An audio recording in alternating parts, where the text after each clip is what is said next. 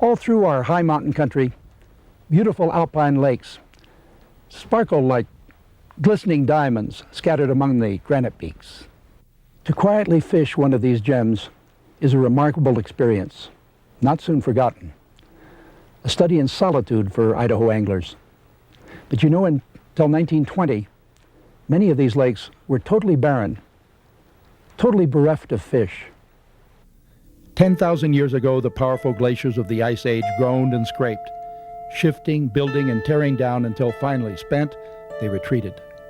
Left behind was a sculptured terrain of craggy peaks and magnificent cirques, shielding at least 2,000 mountain lakes in Idaho's backcountry.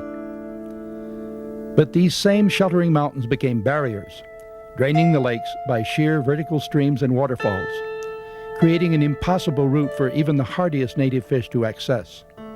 The mountain lakes were destined to remain empty. But in the 1920s, the Idaho Department of Fish and Game and the U.S. Forest Service began a fish taxi. Mule trains loaded with 10-gallon milk cans transported tiny trout fry into these alpine lakes.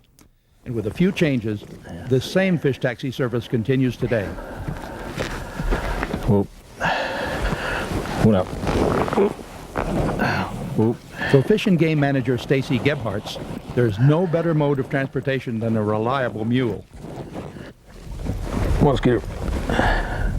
Skeeter follows in the footsteps of 70 years of mule trains, transporting fish over steep, rocky trails through spectacular country. Now, one thing about mules, they're a lot more sure-footed than some horses I've used.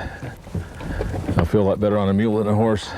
Tucked in Skeeter's saddlebags are 1,000 trout, measuring less than 2 inches long. Their destination is Hidden Lake, about 3 miles up the trail. This is probably the best duty you can get in Fish and Game is packing fish, for me anyway. Depending on the size, I've carried up to 3,000 to 4,000 fish if they're really tiny. And normally, we've got enough fish in one bag to stock one lake. We can haul 6 bags to a mule and stock 6 lakes on one trip if we have a group of lakes that are together and that need planning.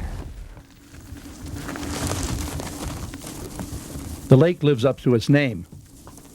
It's tucked into a basin hidden by thick pine forest, a perfect spot to spend a summer afternoon fishing for trout.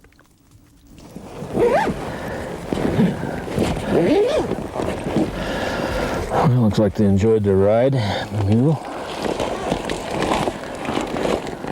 Need to set them in the lake now, let them acclimate to the lake temperature for about 20 minutes. These little guys are West Slope cutthroat trout, a native of Idaho.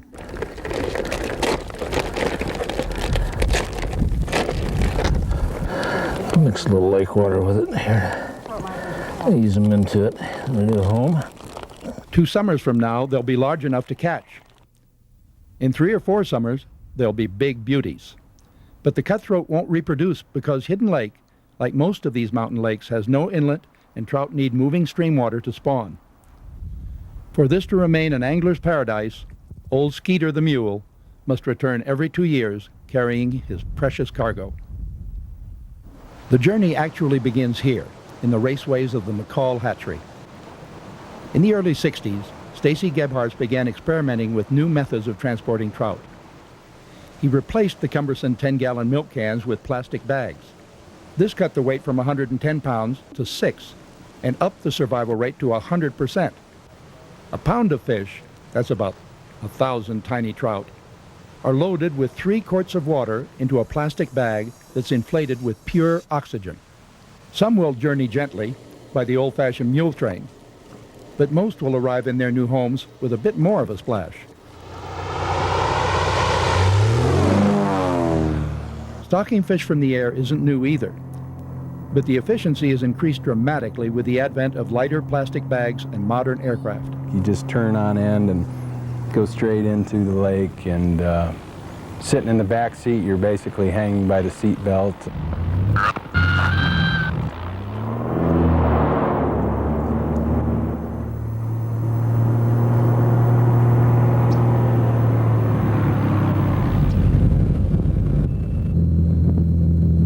When he pulls up out of it and you pull the plug of the fish, it just kind of sucks you down the seat and fly up over the next ridge, and your stomach kind of comes on up to your everything else. It feels great. Best ride I've ever had. Better than a roller coaster. The fish too get quite a ride, followed by a 500-foot drop into a mountain lake. But it appears to be working. Hatchery Superintendent Rob Hill testifies to the quality fishing experience to be found in Idaho's alpine lakes. Yeah, I've gotten up to quite a few in the McCall vicinity, and it's probably the best fishing available. You don't run into very many other people, and you get a good walk out of the deal and some real good scenery.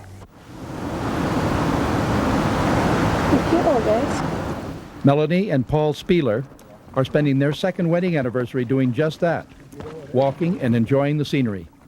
But it's not camping gear they're packing on their backs.